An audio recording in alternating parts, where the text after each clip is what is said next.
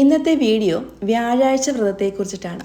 നിങ്ങൾക്കറിയാലോ, മഹാവിഷ്ണുവിനെ പൂജിക്കാൻ ഏറ്റവും സുപ്രധാനമായ ഒരു ദിവസം എന്ന് പറയുന്നത് വ്യാഴാഴ്ചയാണ്. ഭഗവാന്റെ പ്രീതി വേണമെന്ന് ആഗ്രഹിക്കുന്നവർക്ക് വ്യാഴാഴ്ച ദിവസങ്ങളിൽ വ്രതം എടുക്കാവുന്നതാണ്. എന്തെങ്കിലും ആഗ്രഹങ്ങൾ പ്രത്യേകിച്ചിട്ടുണ്ടെങ്കിൽ അത് സഫലമാകാൻ വേണ്ടിയിട്ടൊക്കെ നമുക്ക് ഈ ഒരു വ്രതം എടുക്കാവുന്നതാണ് കേട്ടോ. ഇപ്പോൾ ജോലി സംബന്ധമായ കാര്യങ്ങൾ, കല്യാണ സംബന്ധമായ കാര്യങ്ങൾ. ഒരിക്കലും നമ്മൾ ഒരു ഭഗവാനെ ഭജിക്കുമ്പോൾ നമ്മുടെ കാര്യസാധ്യത്തിന് വേണ്ടിയിട്ട് മാത്രം ആവരുത്. ഭഗവാന് പൂർണ്ണമായിട്ട് നമ്മൾ സമർപ്പിച്ച് ഭഗവാനെ ഭജിക്കുക. അതോടൊപ്പം നമുക്ക് എന്തെങ്കിലും അത്യാവശ്യ കാര്യങ്ങൾക്ക് വേണ്ടിയിട്ടും പ്രത്യേകം പറഞ്ഞിട്ട് നമുക്ക് വ്രതം എടുക്കാവുന്നതാണ്. നിങ്ങൾക്കിപ്പോൾ പ്രത്യേകിച്ച് ആഗ്രഹങ്ങളൊന്നും ഇല്ല, ഭഗവാന്റെ അനുഗ്രഹം എപ്പോഴും കിട്ടിയാൽ എന്നുണ്ടെങ്കിലും നിങ്ങൾക്ക് ഈ ഒരു വ്യാഴാഴ്ച വ്രതം എടുക്കാവുന്നതാണ്. വ്യാഴാഴ്ച വ്രതം പല രീതിയിലും എടുക്കുന്ന രീതികൾ പറയുന്നുണ്ട് കേട്ടോ. ഇവിടെ ഞാൻ എടുക്കുന്ന രീതിയെക്കുറിച്ചിട്ടാണ് പറയുന്നത്. പരമാവധി എല്ലാ വ്യാഴാഴ്ചയും വ്രതം എടുക്കാൻ ശ്രമിക്കാറുണ്ട്. സ്ത്രീകളെ സംബന്ധിച്ച് ഒരു മാസത്തെ എല്ലാ വ്യാഴാഴ്ചയും എടുക്കാൻ കഴിഞ്ഞില്ല എന്ന് വരും. തൊടിയിൽ വരുമ്പോൾ ആ ഒരു ആഴ്ച നമ്മൾ ഒഴിവാക്കേണ്ടി വരും. ബാക്കി എല്ലാ ആഴ്ചകളിലും എടുക്കാറുണ്ട്. നിങ്ങൾക്കത് ബുദ്ധിമുട്ടാണെങ്കിൽ മാസത്തിലെ ആദ്യത്തെ വ്യാഴാഴ്ച എടുത്താലും മതി. മലയാള മാസത്തിലെ ആദ്യത്തെ വ്യാഴാഴ്ച എടുക്കാം, ഇല്ലെങ്കിൽ എല്ലാ വ്യാഴാഴ്ചയും എടുക്കാം. അതൊന്നും ഒരു പ്രശ്നമല്ല. നമ്മളുടെ താല്പര്യം അനുസരിച്ചാണ്. പറ്റുന്ന അത്രയും എല്ലാ വ്യാഴാഴ്ചയും എടുക്കുന്നതായിരിക്കും കുറച്ചും കൂടി നല്ലത്. രാവിലെ എഴുന്നേറ്റ് കുളിക്കുക. അത് പറ്റുന്നത് ഒരു 5:30-5 മണി സമയത്ത് തന്നെ എഴുന്നേൽക്കുന്നതാണ് നല്ലത്. അത് പറ്റില്ലെങ്കിലും കുഴപ്പമൊന്നുമില്ല, 6 മണിക്കായാലും മതി. രാവിലെ എഴുന്നേൽക്കുക. ആ ഒരു സൂര്യോദയ സമയത്തെങ്കിലും നിങ്ങളൊന്ന് എഴുന്നേറ്റാൽ മതി.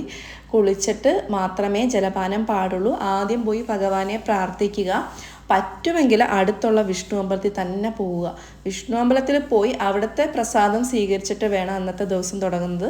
അതായിരിക്കും ഏറ്റവും നല്ല രീതി. അതില്ലെങ്കിൽ നിങ്ങൾ വീട്ടിൽ ഭഗവാന്റെ ഫോട്ടോയ്ക്ക് മുമ്പിൽ വിളക്ക് കത്തിച്ചിട്ട് പ്രാർത്ഥിക്കുക.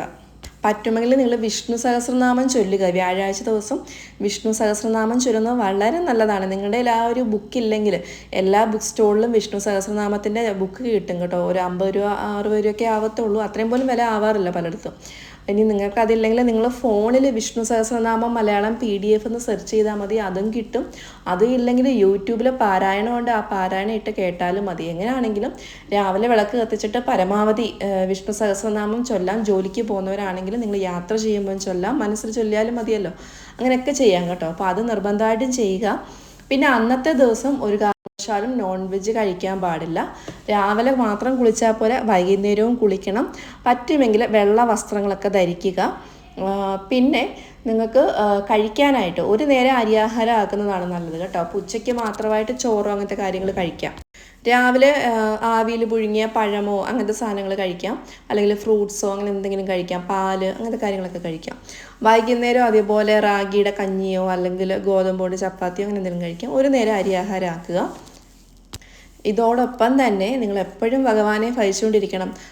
ഓം നമോ നാരായണ, ഓം നമോ ഭഗവതേ വാസുദേവ, ഹരേ കൃഷ്ണ ഹരേ രാമ, ഇതൊക്കെ എന്ത് വേണമെങ്കിലും നിങ്ങൾക്ക് മനസ്സിൽ ചൊല്ലിക്കൊണ്ടിരിക്കാവുന്നതാണ്. മഹാവിഷ്ണുവിനെ എപ്പോഴും ഓർത്തുകൊണ്ടിരിക്കുക. അതായത് ഫുഡ് കഴിക്കുമ്പോൾ പോലും ഭഗവാനെ മനസ്സുകൊണ്ട് സമർപ്പിച്ചിട്ട് കഴിക്കുക. അതോടൊപ്പം തന്നെ ആഹാരത്തിൽ ഉപ്പ് ചേർത്ത് കഴിക്കരുതെന്ന് പറയുന്നുണ്ട് കേട്ടോ. അപ്പോൾ അത് നിങ്ങളുടെ ഇഷ്ടം പോലെ ചെയ്യാം. അന്നത്തെ ദിവസം ഉപ്പ് ചേർക്കാതെ കഴിക്കുന്നത് നല്ലതായിരിക്കും. അതേപോലെ ദാനം ചെയ്യുന്നത് നല്ലതാണ്. നിങ്ങളുടെ വീടിനടുത്തുള്ള പാവങ്ങൾക്കോ അങ്ങനെ എന്തെങ്കിലും ഉള്ളവർക്ക് എന്തെങ്കിലും നിങ്ങളെ കൊണ്ടാവുന്ന എന്തെങ്കിലും ദാനം ചെയ്യാൻ കഴിയുന്നത് നല്ലതാണ്. പിന്നെ വീട്ടിൽ വരുന്ന പക്ഷി മൃഗാദികൾക്ക് ആഹാരവും ജലവും ഒക്കെ കൊടുക്കുന്നത് നല്ലതാണ്. അത് അന്ന് മാത്രമല്ല, ദിവസം കൊടുക്കുന്നത് നല്ലതാണെന്ന് നിങ്ങൾക്ക് അറിയാമല്ലോ. അന്നത്തെ ദിവസം കൊടുക്കുകയാണെങ്കിൽ കുറച്ചും കൂടെ നമുക്ക് ഫലങ്ങൾ കിട്ടും, നമ്മുടെ ദോഷങ്ങളൊക്കെ മാറിക്കിട്ടും.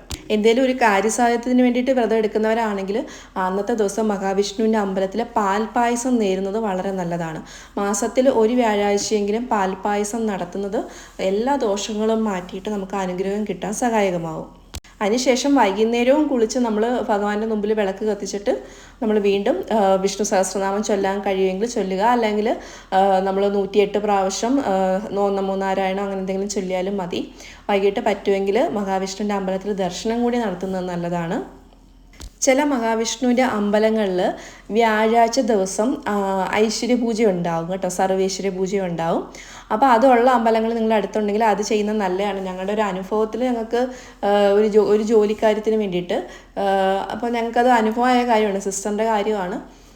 അവിടെ 11 സർവേശ്വര പൂജയാണ് അവിടുത്തെ ചടങ്ങ്. അത് ചെയ്ത് തീരുന്നതിന് മുമ്പ് തന്നെ ജോലി ഏകദേശം റെഡി ആയിട്ടുണ്ടായിരുന്നു കേട്ടോ. അപ്പോൾ അത് ഭയങ്കര വിശ്വാസമുള്ളൊരു കാര്യമാണ്. മഹാവിഷ്ണു എന്ന് വെച്ചാൽ ഭയങ്കര ശക്തിയുള്ള ദേവനാണ്. പൂർണ്ണ വിശ്വാസത്തോടു കൂടി നമ്മൾ വരിച്ചു കഴിഞ്ഞാൽ എല്ലാ അനുഗ്രഹങ്ങളും കിട്ടുന്നതാണ്.